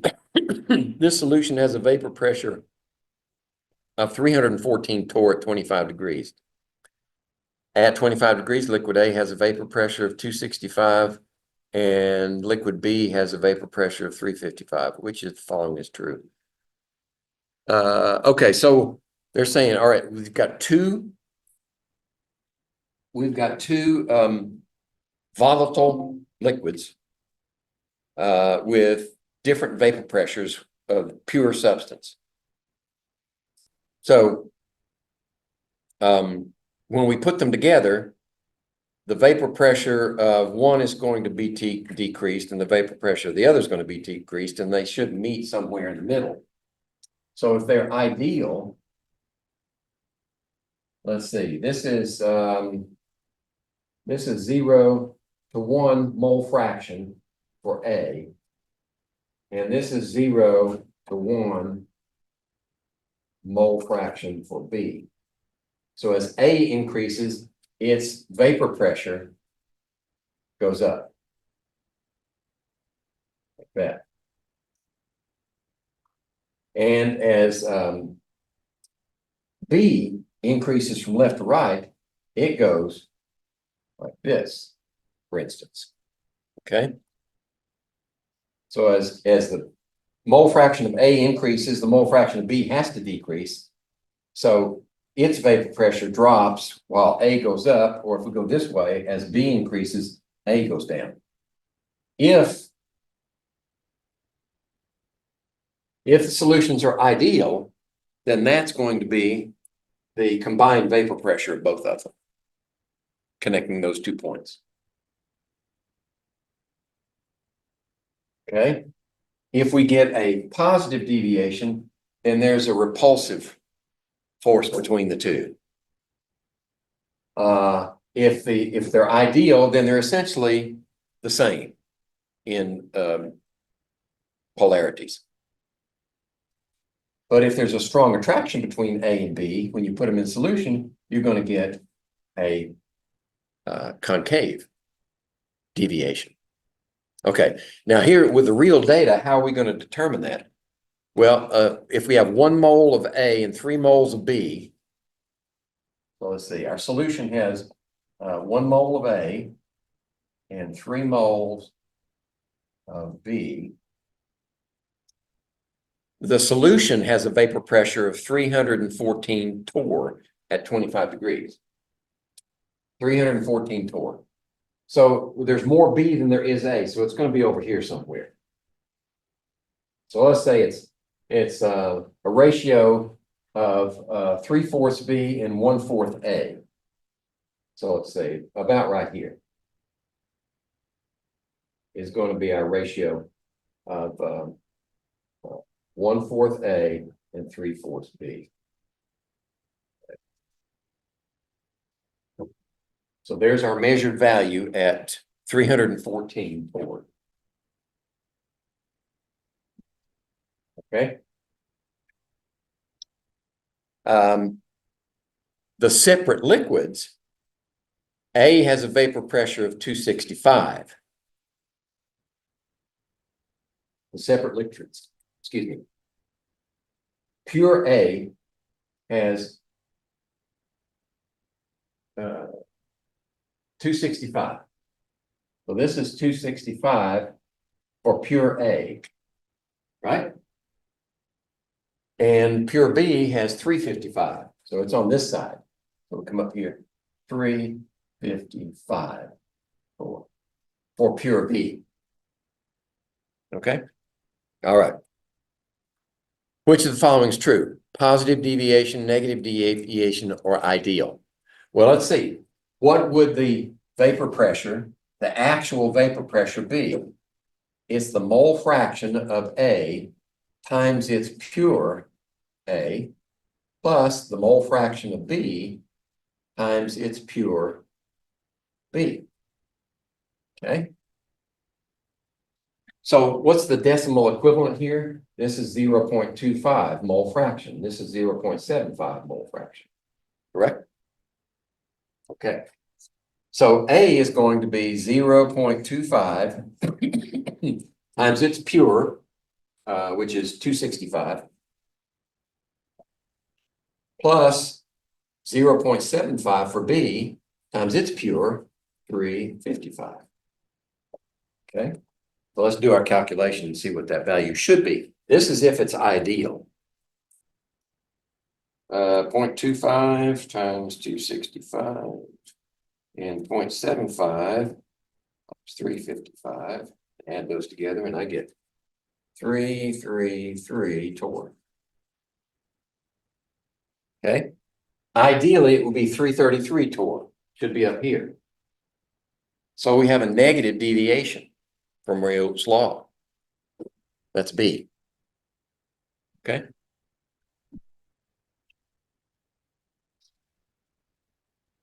Seems like an awful lot of work to answer that question, doesn't it? That's why I like to draw pictures.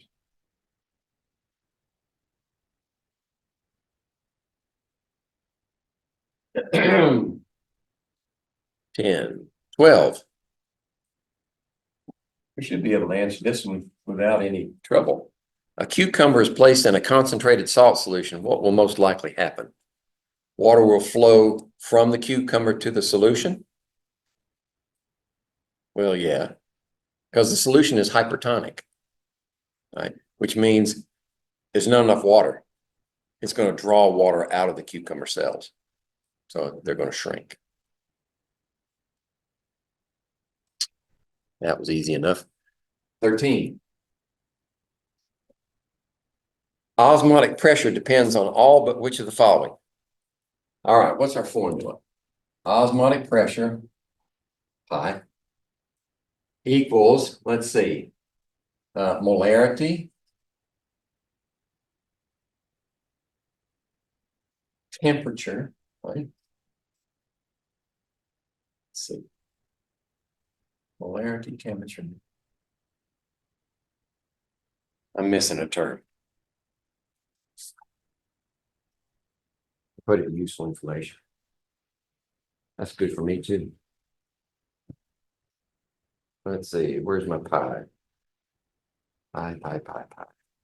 Come on. Where did you go? I don't see it. Should be in here. I don't see it. Huh. That's a hell of a note. Well, let's see. Easy 11, 13.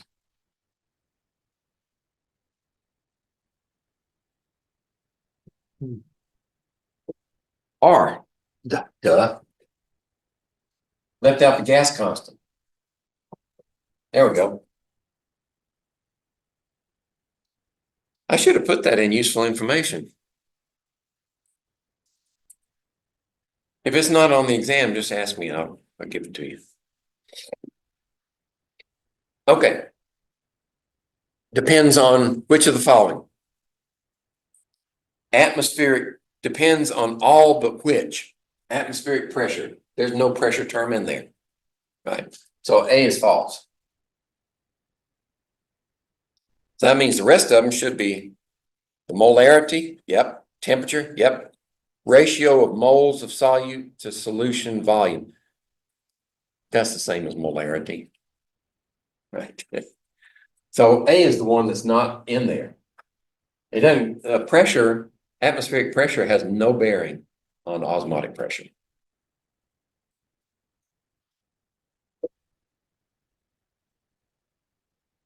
All right.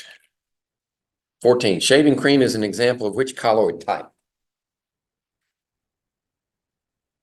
We have a bunch of different colloid types if you remember that table. Shaving cream is a foam. It's a gas in a liquid. Okay. What's an aerosol? Huh?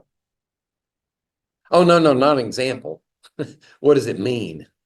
An aerosol is a liquid in a gas. So it's just the other way around from a foam. Emulsion. That's a liquid in a liquid. Like mayonnaise. A sol. A sol can either be a liquid in a solid or a gas in a solid. And coagulate is not a colloid type. Coagulate is what you do to a colloid to stop it being a colloid. And works most effectively with proteins in aqueous solution, like gel. Okay, is that it? No, we got moderate now. Okay, moderate.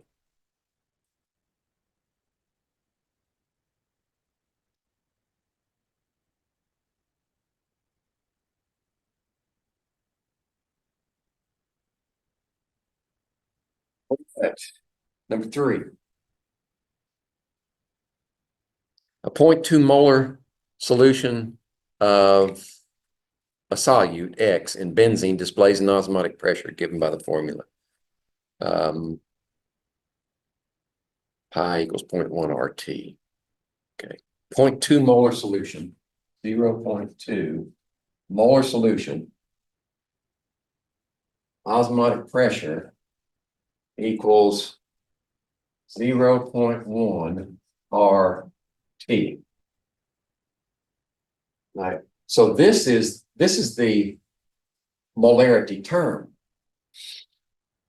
Which of the following is most likely to be the case? Well, if this is our calculated molarity for our whatever, then if its osmotic pressure has decreased, that means the number of particles had to decrease. And the factor by which it decreased was it was cut in half. Right? So how do you do that? Well, if you put, say this is A. If you put A in solution, then A would have to be bound with other A's, right? 1 to 1 to cut it from 0.2 to 0.1. So X exists in benzene as X? No, as X sub 2, X2. That would explain, well, A2 in our model here. In class, I talked about where you split apart, but you can get associations.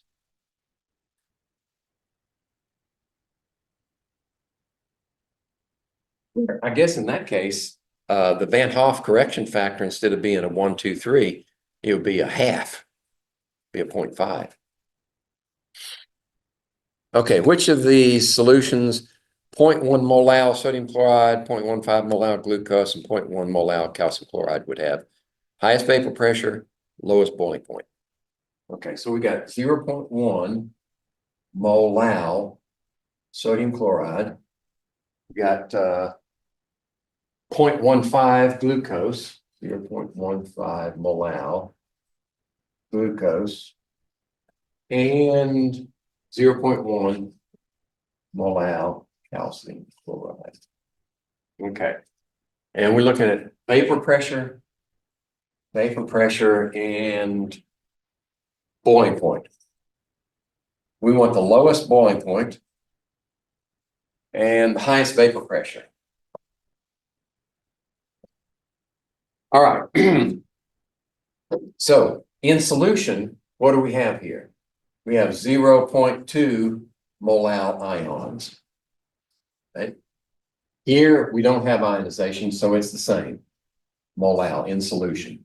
And here we have 0.3 molal ions.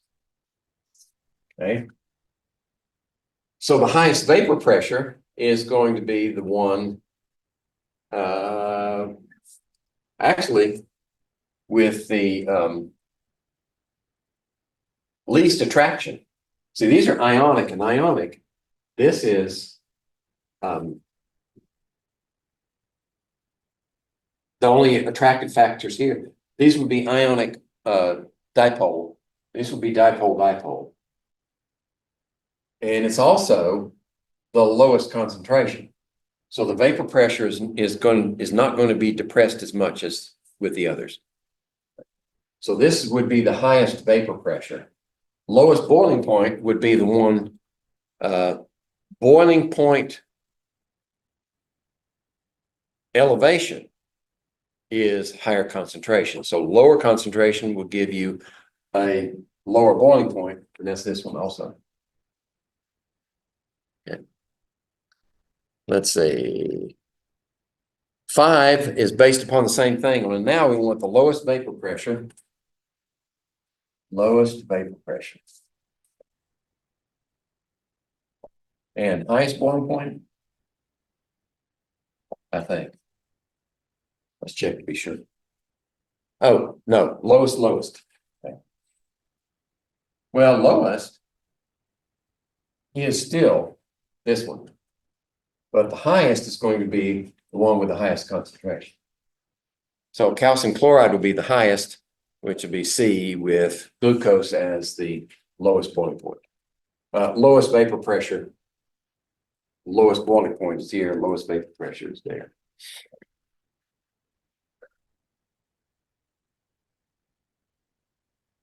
All right. Difficult. And then we'll be done with our review.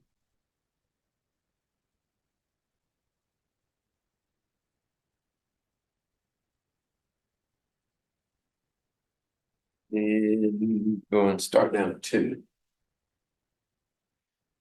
A solution is prepared from 53.8 grams of a non-volatile, non-dissociating solute. Okay. And 85 grams of water. The vapor pressure of the solution is 60 degrees C, and its vapor pressure is 132 torr. The vapor pressure of water at 60 is 150. What's the molar mass of the solute? Okay. Let's work backwards. If we need to know molar mass, then we also need to know what's the mass for each mole of the solute. I should put mass here. Okay. So, do we have the mass? 53.8 grams of the solute. So we do have 53.8 grams. What we need is the number of moles. We have 85 grams of water is our solvent. 85.0 grams of our solvent. And the vapor pressure of the solution at 60 degrees is 132 torr of the solution. So the pressure of the solution at 60 degrees C equals 132 torr. Okay. The vapor pressure of water at 60 degrees is 150. So the vapor pressure of water, I better not do that because this is not standard conditions. But at 60 degrees, the vapor pressure of water equals 150 torr. So that makes sense. We've decreased the vapor pressure by adding the solute to it. All right. Clear my mind.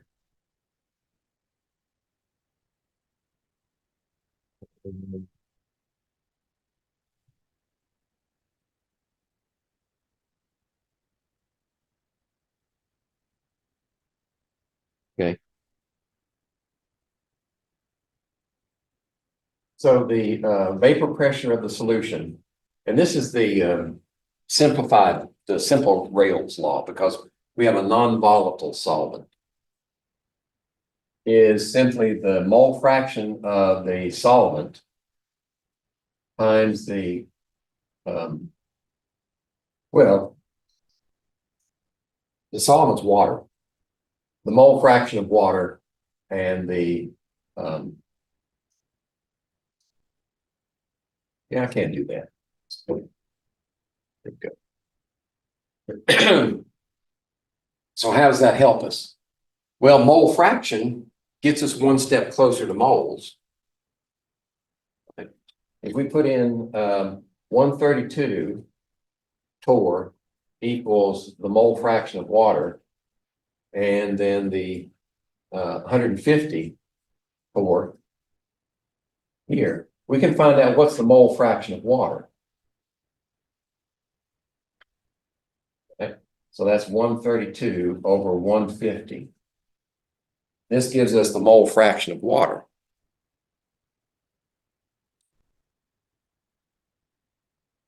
Is 0.88. So what's the mole fraction of our solute?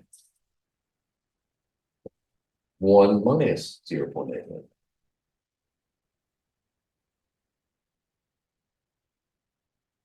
Zero point 1, 2. Okay. All right.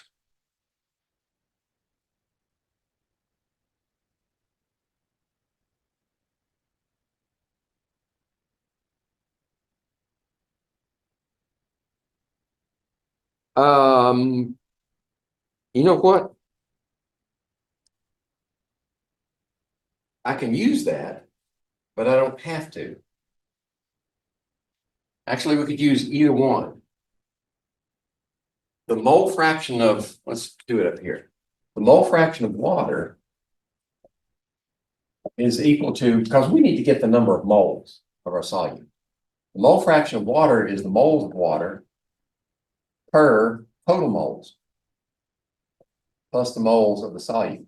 There we go. Now there's our target right there.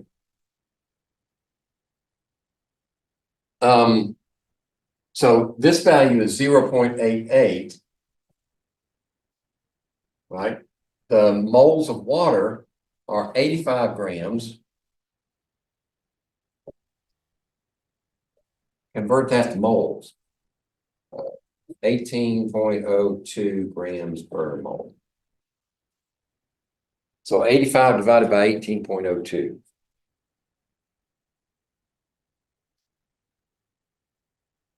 There we go. That's 4.717 moles of water. There we go. Now we can get at the moles. Because this one now is 4.717, and this is 4.717. Now we have an equation in one unknown. There we go. All right, so 0.88 times 4.717 plus the moles of solute equals 4.717. Okay. So what's 0.88 times 4.717? 8 is 4.15. This is 4.15 plus 0.88 times the mole of solute equals 4.717. So, in typical fashion, I'm writing all over the place. We want to keep this on one side. And this goes over here as 4.717 minus 4.15. Oops, that didn't work. 4.717, 4.15 minus, there we go. 0.57, 0.57. So the moles of our solute equals 0.57 divided by 0.88. And that's 0.644 moles. So now we can put that over here. 644 moles. And divide that into 53.8. And I get 83.5 grams per mole. That even close? 83.6. Okay. Did you follow me? I was all over the place.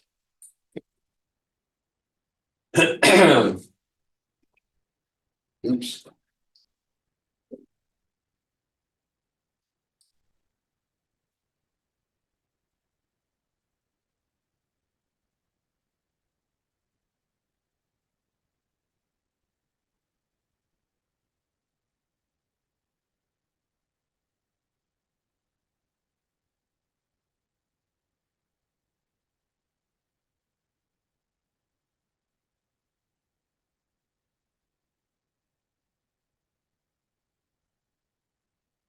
Shadow.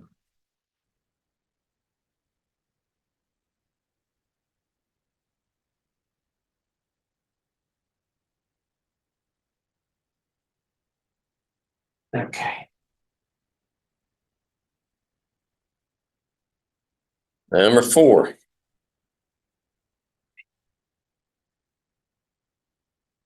You have 10.4 gram mixture of table sugar and table salt, but we don't know how much of each one. When this mixture is dissolved in 150 grams of water, the freezing point is found to be minus 2.24. What's the percent by mass of sugar in the original mixture? Did we do one of these in class? No, I guess not. I'm thinking of another class. Okay. All right. So we want to know the percentage by mass of sugar in the original mixture. So we know that the mixture is 10.40 grams. All right, mass of the mixture equals 10.40 grams. Yeah. Well, if we want to know the mass percent of sugar, then let's let sugar be a mass of X. X equals the mass of sugar. All right, we know we have sodium chloride in there too. So sodium chloride is 10.40 minus X equals the mass of sodium chloride in that mixture. Okay. If we dissolve this mixture in 150 grams of water, the freezing point is minus 2.24. So we know that delta T equals, we know we're going to have to use I somewhere in here, right? Van Hoff correction, because sugar doesn't dissociate, but sodium chloride does. Okay. So this is the overall equation, and we're going to have K for water and M for molality. Well, we don't know the molality of the solution, and the I, we do know, well, the K wasn't given, was it? We need a K for water. Wasn't it given back there earlier? 4.18, right? 4.18. So K equals 4.18.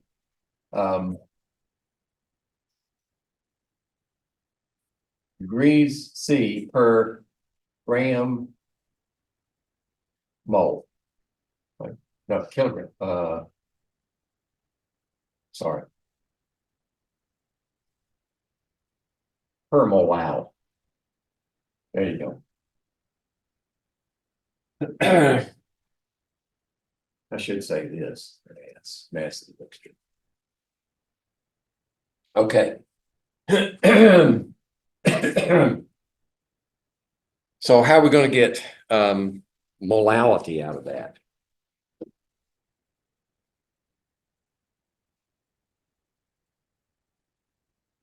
Well, okay, here's the trick.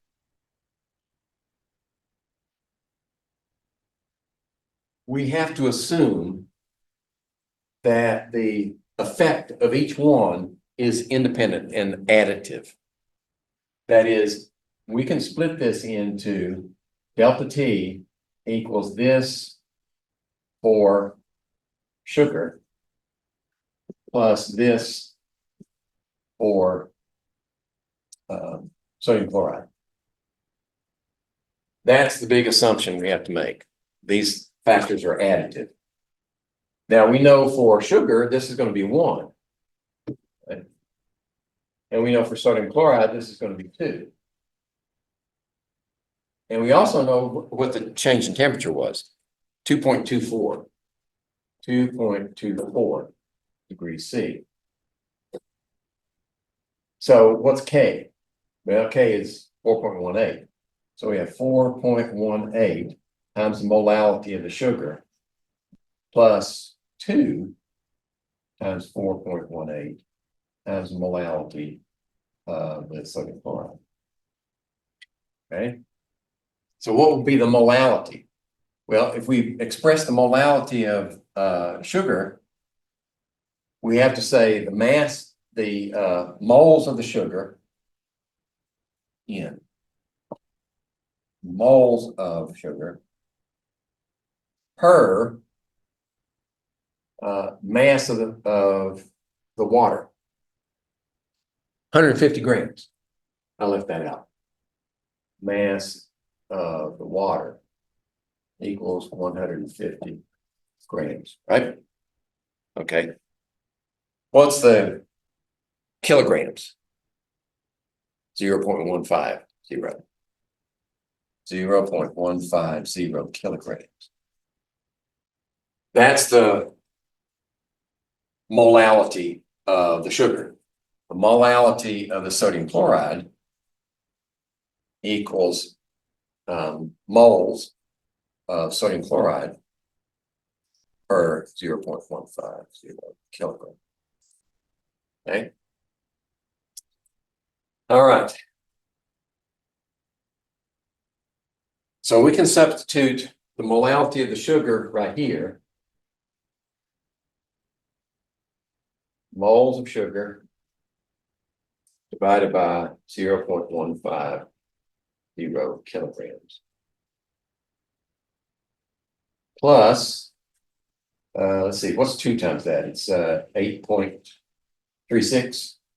8.36 times moles of sodium chloride per 0.150 kilograms. There we go. And this is equal to 2.24. We see. All right, we still got 2 unknowns here.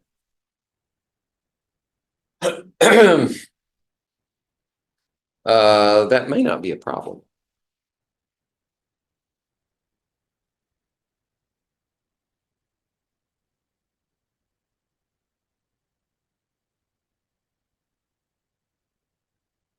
Yeah, that may not be a problem. Let's solve for moles of each and try to get everything else on this side. So what do we have here? 4.18 divided by 0.15.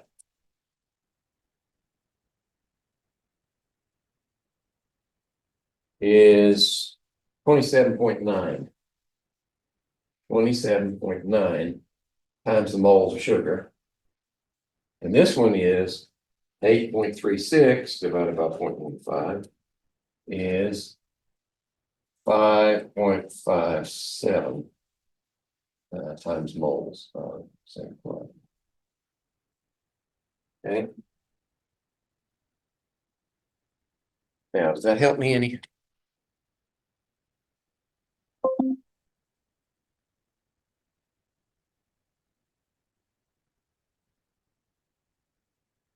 Oh, you know what? I just shot myself in the foot. Let's keep this here. That's 4.18. And that would be 4.18. Wait, no, I don't need that. Factor out. Okay, can we factor out anything here? We can factor out these 2 terms. 4.18 over 0.15 kilogram. Factor that out and leave moles of sugar plus 2 times moles of sodium chloride. There we go. Now we can put this over here.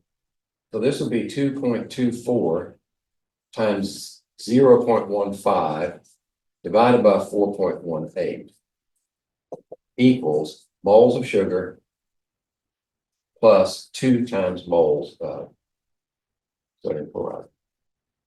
Let's see, let's reduce this one. 2.24, 0.15, and 4.18. is 0.804 equals those two.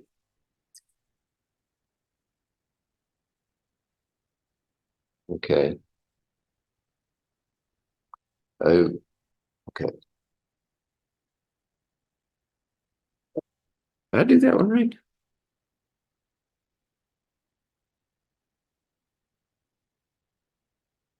No, I didn't. Because this is not right. It's not. What I need is K is 1.86. 1.86.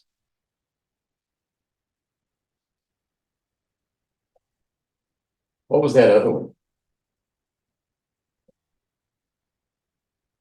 That was boiling, wasn't it? I don't remember.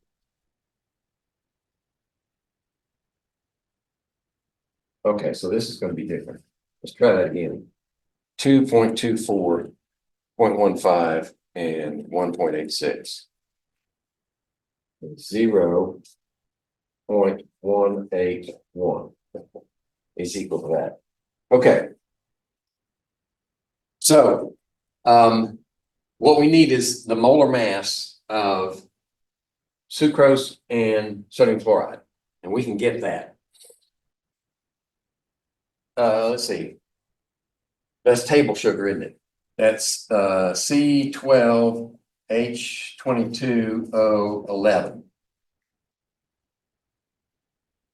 So carbon is 12 times 12.01. Okay. Hydrogen is 22 times 1.01. Add that together, and then 11 times 16. Add that together, 342.34. 342.34 grams per mole. And sodium chloride, and sodium is 23.00. And chlorine is 35.45. This is 57.45 grams per mole. Okay. Now we can say, all right, if we know the number of moles, what is that related to mass? Well, we would multiply this times the number of moles, wouldn't we? So if we say that times moles equals what? Equals mass, wouldn't it? I think that's right.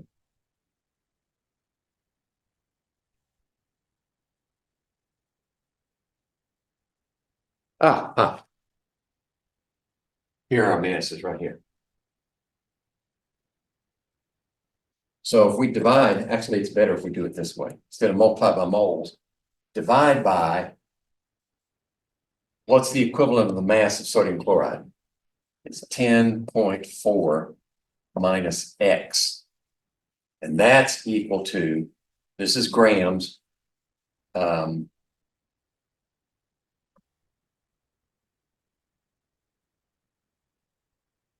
Well,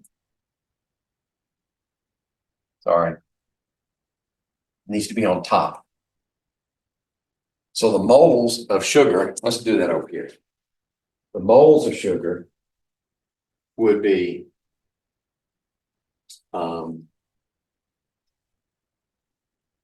X mass divided by 342.34 grams per mole. That way the grams cancel and the moles flips on top.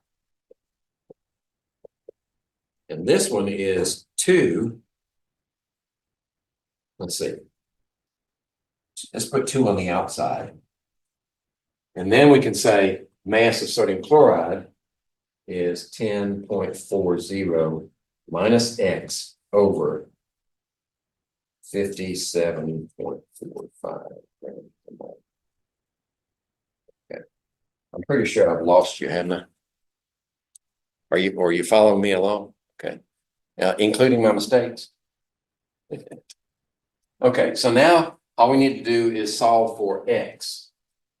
And if we find X, then ratio X to the total, we got our value.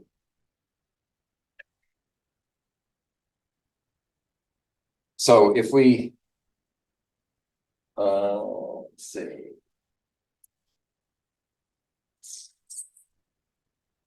We resolve that. We got one unknown. That shouldn't be a problem.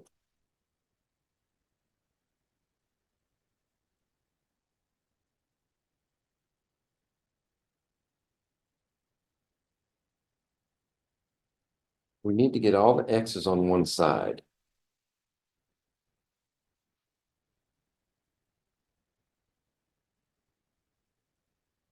Why did I do that? Okay, okay. We have to multiply this one through 2 first. So 2 times that, 2 times that gives us 2 values.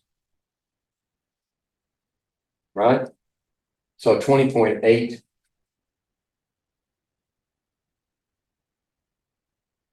$20.8 divided by that minus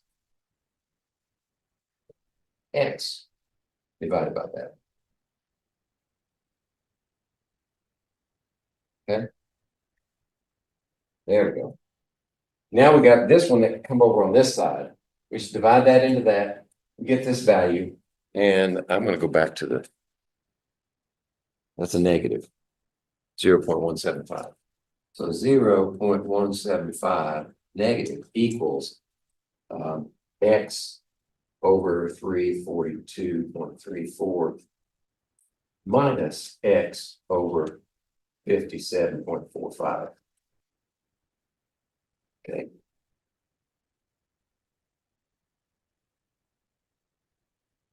So now, why am I having so much trouble with this?